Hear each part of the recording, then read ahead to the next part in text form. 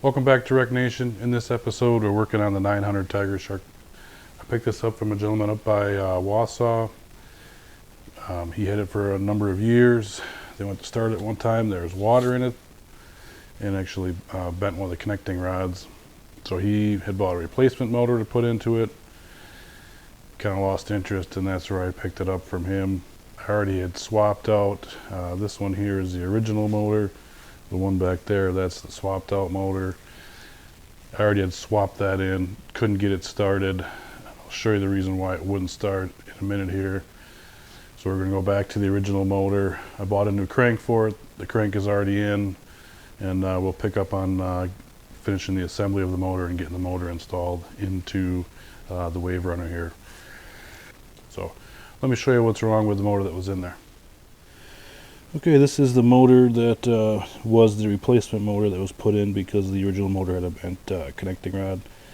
Once I got it in there, you can see that somehow this also had water in the motor, and it sat for a little while, and you can see how rusted the crank is. It does not even turn over. So unfortunately, you can see it's stuck pretty good. Once I got it in and it wouldn't start, I tore it apart to figure out why it wasn't turning over, and that is what I found. It is rusted solid. Alright, so this is the original motor out of this wave runner here. You can see it's the TigerShark 900, so it's a triple cylinder 900cc two-stroke motor. Going through this, what I actually found out is this has got a little bit of juice in it, and I'll show you that. I'll bring you guys up close and show you what that means. So what I noticed when I was putting this together, it is actually stamped that it's bored 100 over. And so what that means, if I take this here, this is a stock piston out of the other motor, and I put that in this jug,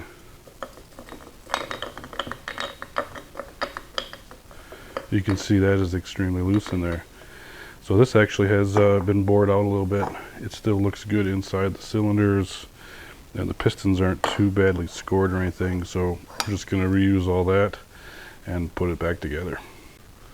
One other thing I wanted to point out since we're here, I'll try to zoom in, but right in here there's actually an alignment pin in the piston for the ring. There's one here for the bottom one and one here for the top one.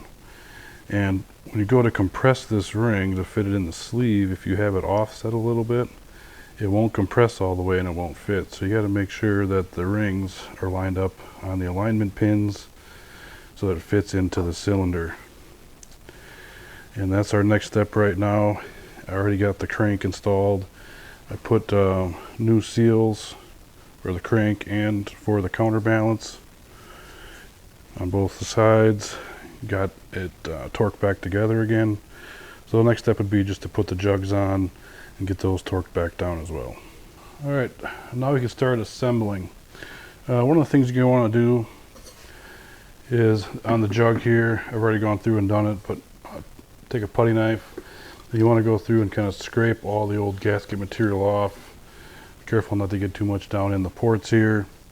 And then same thing on the top of the crankcase. Take a putty knife, scrape all the old gasket off, get it nice and cleaned, and then wipe it down with a rag so there's no oil or anything left on it. Be careful, again, not to get a lot of stuff down into the crankcase itself. And as I was cleaning this up, I actually noticed it does have some mild port work done. So you can see hints of grinding in there. So someone did a little porting. Again, probably with the overbore, they wanted to increase the airflow a little bit. Alright, so next thing we're going to do, you can see we got these two pistons on. We'll put the third piston on here.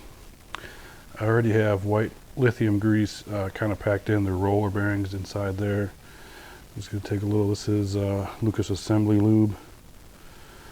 Put a little bit inside there just to kind of help the pin slide.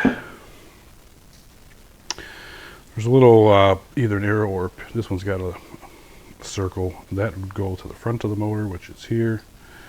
Then you just kind of place this over the top carefully. You don't want to knock the washers off. And once it's lined up, there's actually a tool for this. Again, I don't have it, but you want to be careful not to flare that end. And you just kind of line it up and give it a little tap.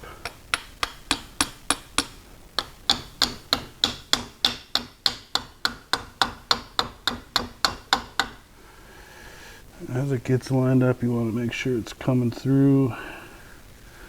It's looking pretty good. Again, I just keep tapping real lightly, because you don't want to flare this end, otherwise it won't go into the piston.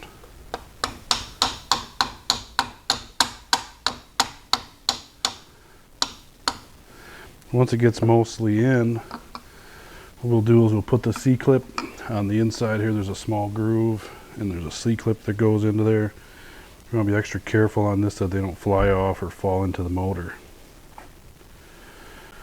Alright, so the easy way to do this is kind of get it lined up with the hole. Use your finger to hold it in place, and then take your tool, pinch the C-clips together.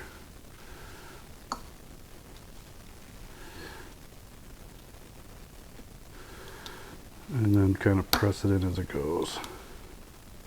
And we'll take a look just to make sure that it's in place. And yes, it is. Alright, now we can finish tapping in, tapping that in the rest of the way there. There it's in. Now we can put the C-clip on this side. We'll do the same thing. Okay, piston is on.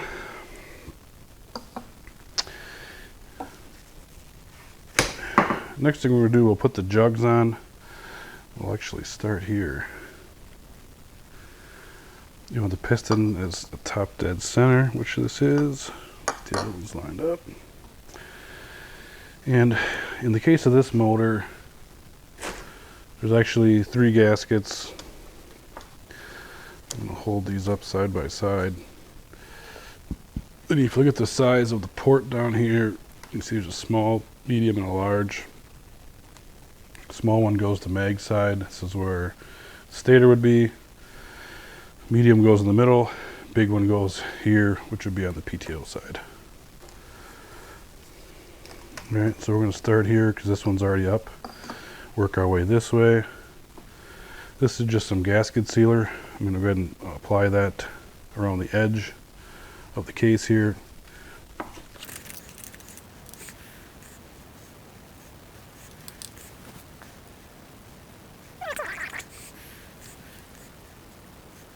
And once that's on, then we can put the gasket on. Gasket's down. We'll put a little more gasket sealer on top.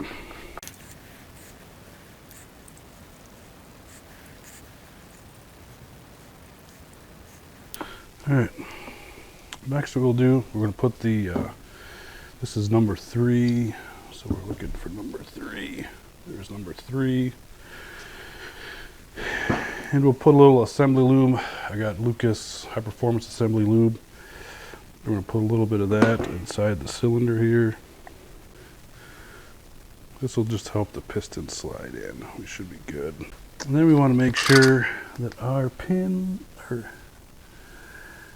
rings are lined up on the alignment pins, which they are. That means put the first one over the top. Again, you want to kind of hold the piston, slide this over, and then you got to compress the ring as it goes on. First one's done. Second one's done. We can twist and slide. There's down all the way.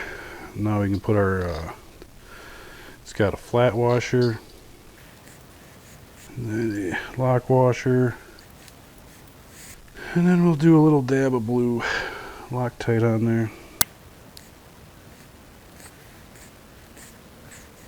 And then we can put our nuts on.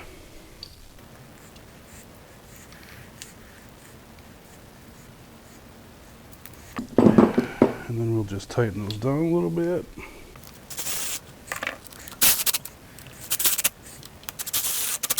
Okay, now we're going to torque that to the specs.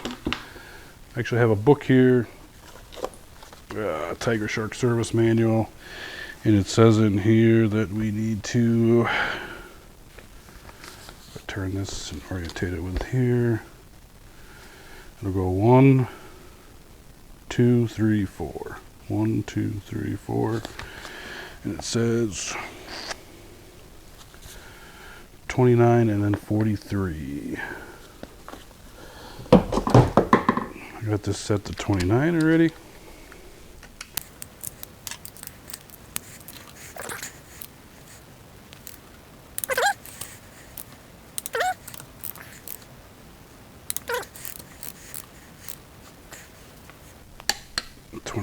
Okay.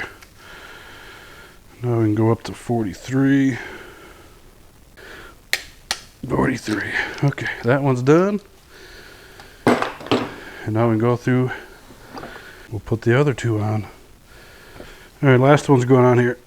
When you're putting this on, and you try and get it over the valves or the rings, if you just twist it just a little bit, it'll help get the ring lined up where it needs to be.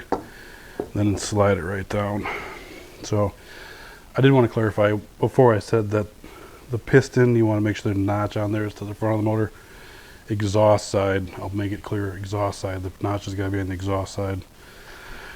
So all right, we got them all on. I'm going to finish torquing these all down. One of the things that the book recommended to do was get a straight edge and make sure that the exhaust is all lined up, and it is lined up really good. So if it's not, then you have to you can turn them just a smidge on there to make it lined up, but these all look really good. All right, we'll get these all torqued down. Okay, those are all on and torqued down. Next thing we're gonna do, pull the heads back off. They're not tightened down, they're just sitting on there. We'll make sure that the O-rings are all in the right place, and then we'll get those torqued down appropriately.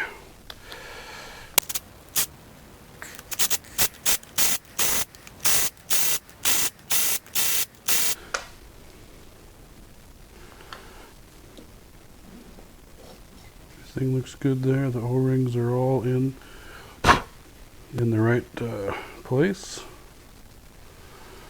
I'll go ahead and put that back down.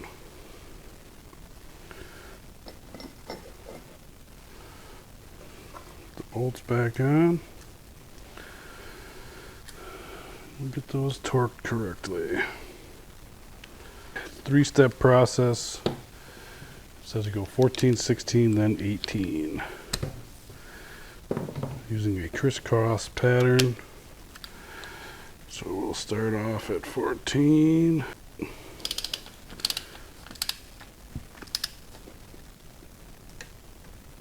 I'm going to go up to 16. And then finally 18 and a half. Alright, that one's done. We'll do the same for the other ones. Get these heads popped off, make sure the O-rings are in the right place, and get them torqued back down to the right specs. Okay, heads are all torqued down. The next thing we're going to do is we'll put the reed cage in and the intake. We can get the carburetors mounted. But first we'll explain how a two-stroke kind of works. So you can see that there's no valve train, there's no valves here. And if you look in here, let's see if I can turn that down. If you look through here, they actually can see the piston in there. And the way it works is the piston is down. As the piston comes up, it'll draw air in the intake here, and this is the reed cage that fits inside there, and it's closed, and as the air draws, it actually opens itself up and lets the air flow through into the bottom side of the crankcase. And as the piston goes up, it compresses whatever's in there, it fires, and when the piston comes back down, it'll actually take that fuel charge that's in the bottom of the crankcase, force it up through the ports that are here on top of the piston, which then forces the exhaust gases out, and the piston comes up and it fires again. So we'll zoom in and kind of show what that looks like. So you can see that piston's down. As it goes up, it creates the suction to suck the air fuel mixture in. As it comes back down, that's when it forces the air fuel mixture into the cylinder, goes back up, draws in again. If we look at the reed cage, now with the reed cage in there, you can see as it draws air, these little reeds actually will open. Don't want to break it, but they press open just a little bit to let the air flow through. There's 6 of them here. A little harder to see on the exhaust side, but if you look in the back there, you can see that's the actual intake port. There you go. You can see where the air comes in. That's the piston right there. So as this turns around, you can see the piston comes up, compresses, expires. As it goes down, it forces the air fuel mixture charge in. And as that charge comes into the cylinder there, it actually forces the exhaust gas out. And it goes back up, compresses, fires, and keeps doing that on a cycle. Alright, so we'll keep going. I'm going to put a little gasket sealer around here so it seals good. There's doing that. The reason we use the gasket sealer here and here is if there's any leaks there, it'll suck air through the gasket instead of through the carburetor. Then your air fuel mixture gets off and it just doesn't run right. And additionally here where the jug meets the crank case, if that's not a tight seal, when that piston goes around and try to force the air into the chamber, it'll actually force it out here, and you'll...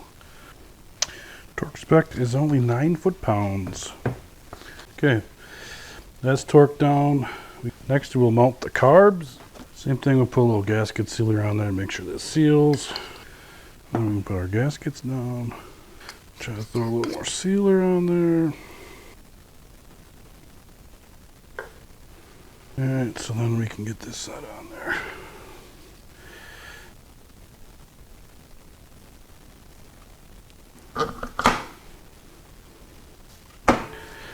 And put the 6 screws and nuts back on. Okay, carbs are all mounted on the motor. Next thing we're going to do, we'll take it off the old motor. We're going to put the drive link on, plus we got to get the cover that holds the seal in. So that'll be next. Alright, here's the plate. We just got to get that mounted over here to hold the seal in place.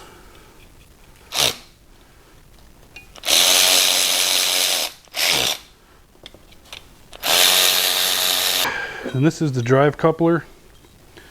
There's actually a rubber piece that fits in between here and hooks everything up. So let's go ahead and put that on.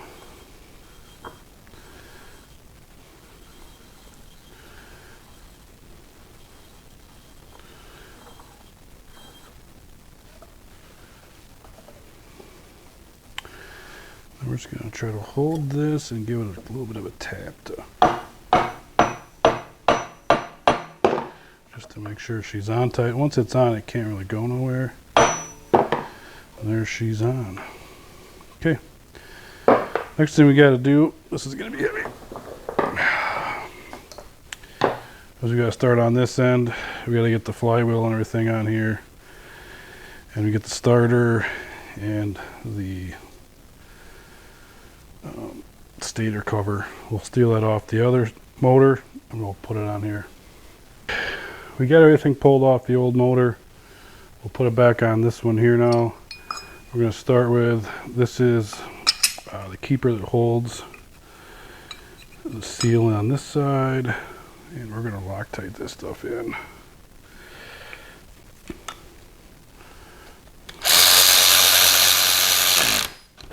That's in. Next thing we'll do, we got the gasket here. That's got to go on. Again, we'll put a little gasket sealer around there just to make sure it seals.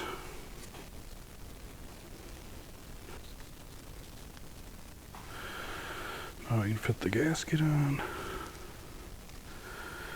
Then we'll put a little gasket sealer on the back side of this.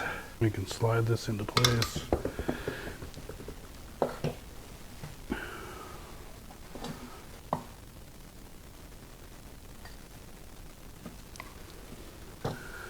There, that's lined up.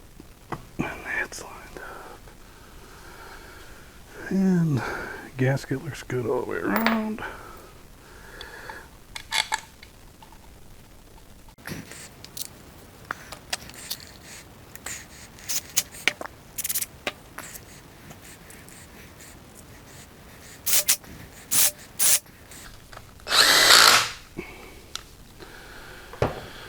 All right, next, starter gear goes in.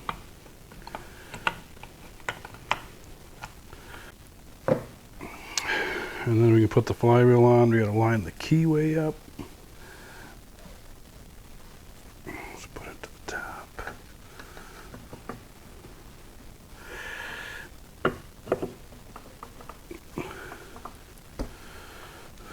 And then we'll suck that in with the bolt.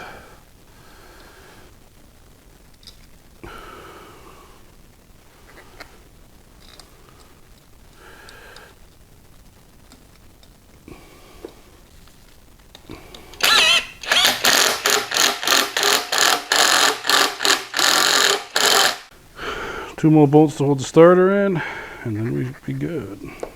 There's a little block that goes behind the starter here.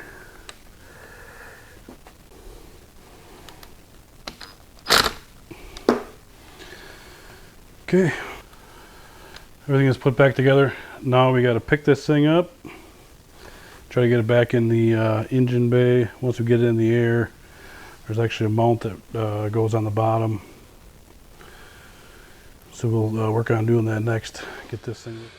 All right, thanks for watching this episode of RecNation. The assembly is done.